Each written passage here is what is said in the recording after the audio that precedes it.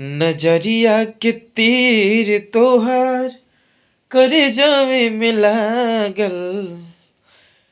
नजरिया के तीर तोहार करेजावे में लागल। हाँ दीवाना बना के हमके, दीवाना बना के हमके कई दिहलु पागल।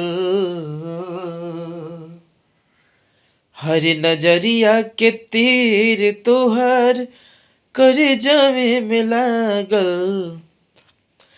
नजरिया के तीर तोहर करेजावे में लागल। हर दीवाना बना के हमके, दीवाना बना के हमके हर कोई दिहलु पागल। कि नजरिया के तीर शीशम, कि नजरिया के तीर शीशम करेजावे में लागल। नजरिया के तीर शीशम हर करेजावे में लागल।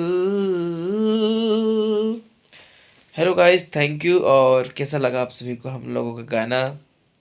और दिल से गाया हूँ। अगर अच्छा लगे हो तो वीडियो को लाइक करें, शेयर जरूर करें, कमेंट करें। और आप सभी का प्यार की ज़रूरत है। आप लोग, सूरज सम्राट मेरा फेसबुक आईडी है, आप सब बहुत ज़्यादा प्यार दे रहे हैं उस पर। ऐसे प्यार बना के रखें। और रात के समय है और ठंडी के मौसम है, आप लोग सब बच के रहिए, ठंडा किसी को भी ना लगे।